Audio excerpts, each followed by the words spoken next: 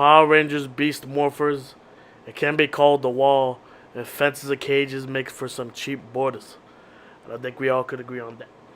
This is defense mode switching to attack mode, and this is episode 1 review of the Power Rangers Beast Morphers. This might kind of surprise you, as I'm usually a video game slash anime talker, reviewer, whatnot, whatever you want to call it. But every now and again, I'll dip dab in something that's not quite anime, but still Japan, if you know what I'm talking about. So anyway, here we are. Let me get into the history of Power Rangers for me personally. Power Rangers was before my time. I think when it first came out, I was like 1 year old, or not even one. My oldest brother was into it when he was a kid. But then after, I think, Power Rangers Zeo Turbo, that was the end for him and a lot of other Power Rangers fans. That Power Rangers went into to that little mode that Star Trek and all these other shows go into, was just a nerd thing. And I always wanted to get into Power Rangers. I mean, it was only recently that I really wanted to get into it. You know what was the first Power Rangers that I grew up on watching? Because by the time I watched it, I was like finally like 13 years old or something. And that was Power Rangers SPD. With the with the black guy as the leader. I actually thought that was the first leader Black Ranger, but apparently I didn't watch Turbo. But I remember really liking that Power Rangers, and like Power Rangers SPD is what got me into Power Rangers. Because I always liked the original Power Ranger, but I never watched the episodes, only watched it here and there. You know, the Mighty Morpher Power Ranger, what I'm talking about. And I've only recently started getting into those old Power Rangers, Mighty Morphin and Zeo. But I haven't watched it, like sat down and actually watched it. I think I watched like the first like 7 episodes and didn't really get into it that much because I'm only gonna watch Mighty Morphin Power Rangers until Zach Trini and Jason. I don't know why I forgot the main character's name. I'm only gonna watch it till they leave. Kind of like, you know, when I watch The Office, I only watch till Steve Carell leaves. Once they leave, I'll stop watching because Rocky sucks. Adam is okay, but he's not as good as Zach, and he's not black. And then Aisha is just, you know, I guess she's just a standard villain. But whatever. And I never liked Tommy. I'm sorry. I know everyone loves Tommy. Tommy's the greatest thing since sliced bread. Tommy this, Tommy that, Tommy. Jason David Frank. I don't like Jason David Frank. Especially in the old interviews, I thought he was a fucking prick. He's an egomaniacal piece of shit. And he was full of his own shit. He thought his shit don't stink. And all of a sudden, after all these years, he recently started to stop being a fucking prick after a while. But he was always a dick. Don't get it twisted. And yeah, they say, oh no, he's like, you know, he's overrated, but you know, he deserves it because, you know, he does so much for the fan base and all that. It's like, of course he does. He doesn't have nothing else going for him. If he had a fucking full-fledged acting career, had another hit TV show, you'd think he'd be fucking kissing Power Rangers' ass like he does? The only reason why he does as much as he does with the Power Ranger community is because that's all the guy has to hang on to. And of course, he needs to make money somehow. Unless you're going to be like what Austin St. John, the guy who played Jason, you're going to be like him and end up just becoming a real superhero by actually going into, what did he do? He went into like become a paramedic or some guys who saves lives in like a war or like some other country. Or I forgot what was his story. Like, he's actually like a real life hero. He actually did some real hero work after playing pretend hero. That's admirable. Jason David Frank just living off the name that he's built on his whole life, not really that admirable. It's kind of expected. When you only done one thing that made you famous and successful, you're going to kind of want to ride that wave until the end of your life. Unless you're able to make money some other way. So, not that impressive, people. I don't know why you guys think it's so impressive. Alright, but enough of that crap. Let's just get into the episode. We just watched the episode a few minutes ago. Damn, it was what a great first episode. I hope that the show was able to continue into the route that the first episode did, because the first episode was great. It starts off with the son of the mayor, the main character who becomes the Red Ranger. He is like he's in a karate class and everyone's like there's like white guys like teaching everyone, and he's just ignoring all the lessons, just dancing to his music. He's like, "Hey, sorry, are we bothering you?" Like, "Oh, sorry, my bad." And he's like, "Look, if you want to learn how to be karate, you know, fight or whatever, you gotta learn what I teach you." Well, it would kind of help if you learn something that's a little bit more challenging. So he gets pissed off. He takes it personally. Like, "Oh, really? You want something more challenging?" And he fucking does like a swinging side kick, almost hits him, but he ducks to the last second. He's like, "Yo, that was real close." And then of course the blue, what would become the blue, what was supposed to be the Yellow Ranger, say, hey, lay off him, and he's like, hey, don't worry about it. Then he starts just swinging right back at him, and it goes into a real cool fight sequence. Keep in mind, I haven't been watching Power Rangers all that long. This is actually me trying to hit the reboot button and getting into Power Rangers. But this fight sequence was great. They went at it. They did a bunch of karate moves, blocks, flipping. They hit each other every once in a while. I think he kicked the main character, side kicked him, and he almost fell on the floor. The white guy tried to punch the main character. He ducks. He hit his hand. He's like, someone's gonna get hurt. He's like, see, I told you you're gonna get hurt. And they kind of go at it for a few more minutes. Then the white guy picks up the sticks, tries fighting him with it. The main character actually gets the stick away from him, and then they both fighting with sticks. Then he gets the stick off the white guy. He has both sticks, and he just kind of puts it into an X around his neck, and that was it. Then the mayor comes in. He's like, hey, what are you doing? Get here now. So that's how you find out he's the son of the mayor. He goes in the car, and he's like, hey, why didn't you go to that job interview about carpeting? Which I don't blame him. Carpeting? Yeah, no wonder you ducked that out. He's like, because I'm not gay. And then his dad is like, look, I want you to become something special, like a carpenter. So anyway, the mayor goes into town to learn about the morphing grid. It's called Morphex. It's pretty much grabbing the material that makes you morph and putting it into a liquid, confining it. There's like some child prodigy who figured out how to do it since he was 10 years old, who's in the lab.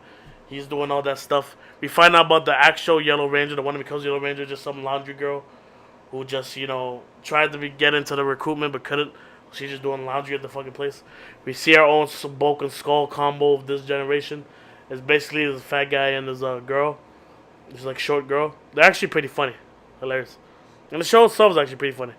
Like you see in one of the gifs I see here where he's like, you're not know whoever the other two guys are, and he's like, master of the obvious. Because when they're trying to morph him, the white guy is actually supposed to be the Red Ranger. And then there's this other girl who's dating the Blue Ranger. But like part of the thing of becoming Rangers is that they can't date each other. So he says, hey, we can't. They're talking with each other. He's like, hey, can't be together. So they're supposed to morph into Blue, Red, and Yellow Rangers. But then a virus kind of goes in. Because the mayor wants to send his son home. And he's telling him that he's going to this place with the morphing grid. And of course, the main character gets all excited. Oh, cool. And he's like, can I be there? He's like, hell no. And then he's like, you go home. So of course, as soon as his dad takes off into the building, he tells the limo driver, hey, stop right here. I'll take care of myself. He gets out, and he goes ahead, and then he sneaks in. He takes a picture of his dad's ID, uses it to get in, while the Bulk and Skull of this generation is there being stupid, overanalyzing the mayor, thinking he's not the real mayor. So he sneaks into the lab. He sees them where they're talking. Then eventually, the mayor's skeptical about this whole morphing grid thingy-majingy. And he's saying, he name dropped Rita Repulsa. A couple other guys saying that, look, all these years, these monsters and creatures were trying to get a hands on this, Power Ranger morphing grid to be able to morph to use it for evil and control the universe. And here you are, just have all this, you condensed it into a little ribbon, and now it can just be taken by anybody. And they're like, no, we'll be able to use it, blah, blah, blah, blah, blah, Power Rangers.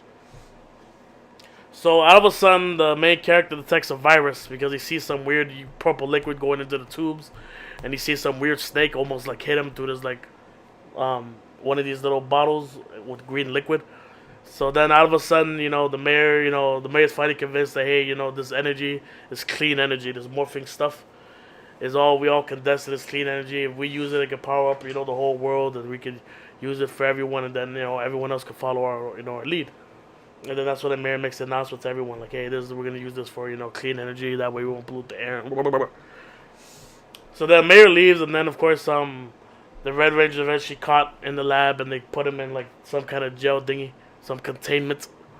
And they're about to turn the white guy who tried to fight the main character in the beginning, the girlfriend of the Blue Ranger, and the Blue Ranger himself into the Red, Blue, and Yellow Rangers. But the virus, this guy called Xerox or some shit, he goes ahead and, is it Xerox? I don't know. I just know that this is a snake creature, and he goes and uses the virus, and he takes They said it takes like an evil twin avatar becomes a evil Red Ranger and evil Yellow Ranger. So the Blue Ranger's girlfriend's now completely knocked out, and the white guy from the beginning who was a dick to our main character is completely knocked out. And then it's about to happen to the Blue Ranger as well, but then the When we become the Red Ranger, ends up shooting, grabbing one of these guns on the table, shoots one of the tubes, and the Blue Ranger saved. That's how he becomes our actual Blue Ranger. So basically, there's an evil Yellow Ranger and an evil Red Ranger using the avatars. I pretty much see it as them pretty much taking the souls of the white guy and the girlfriend of the Blue Ranger. And they pretty much use their avatars to actually use as a virus to make an evil twin of them that turn into these evil versions of the Red and Yellow Ranger. That's pretty much what happens. And you know, they're knocked out and unconscious and they can't be woken up until the evil avatar is destroyed. So they're completely put in a chamber. So now the Yellow and Red Ranger, the evil ones, are now gonna, after seeing, you know, them stopping the Blue Ranger from becoming, you know, the evil Blue Ranger, they go and try to start attacking them. You know, they're running away. The Yellow Ranger uses that card you see in one of these gifts to go and knock down the Yellow Ranger.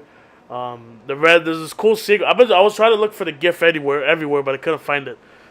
There's this cool sequence where the Red and Blue Ranger actually go ahead and drop kick the evil Red Ranger, and he just fucking goes flying. I mean, the battle sequences here are fucking beautiful. There's also one where the Red Ranger hits the Blue Ranger and he just goes freaking flying. It looks like he just freaking smacks these like barricades or something.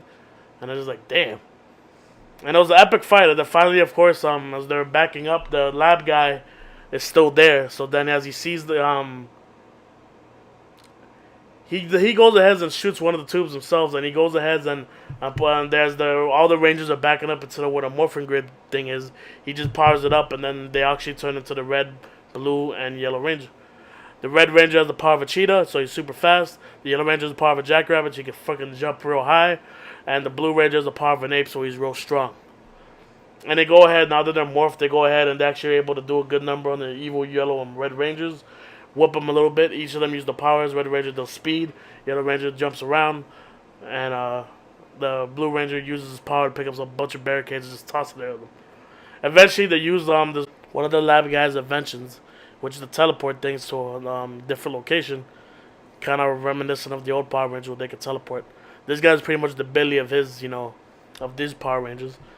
And they go ahead. One of the Rangers distracts both of them. And they all set up the teleported thing. They all aim it in the middle where the evil Red and Yellow Rangers are. They shoot it at them. And they send them to another dimension far away from them. But of course, you know, even the lab guy said they're eventually going to come back. They're intelligent. And there you have it. A cool non-Ranger fighting sequence at the beginning between the white guy and the main character. The white guy eventually gets knocked out. He was supposed to be the Red Ranger. Cool story with the mayor and the son. Another cool story, the Yellow Ranger being, you know, this like laundry girl that couldn't really make it into the main thing. And a cool story of the Blue Ranger being that he's actually part of the original crew that was supposed to be the original Red, Yellow, and Blue Rangers. So he's a part of the original crew, just he has two different members than the other two. So he has more of, you know, of an anger towards the evil Red and Yellow Rangers and this snake guy and villain than the other two because his friends got fucking taken over by him. And of course his girlfriend that he now feels bad that is unconscious and can't wake up. So his story is cool. The main character's story is cool, being still in the mayor and this girl being, you know, this kind of a loser laundry girl. To now she's a Power Ranger. Cool fighting sequences, both non-morphed and morphed. Villains look pretty cool. The fact that the main villains are like evil versions of the Power Rangers. Power Rangers Beast Morphers is off to a great start. I can't wait until the rest of the series progresses. I'm going to be reviewing it episodically. And I am once again a Power Rangers fan. So all I can say, the Hasbro that's taken over the series now, has bought out from Neo-Saban. All I can say is, good shit. Good shit. That's all I can say. This is attack mode, switching back to defense mode. And I am out. Peace.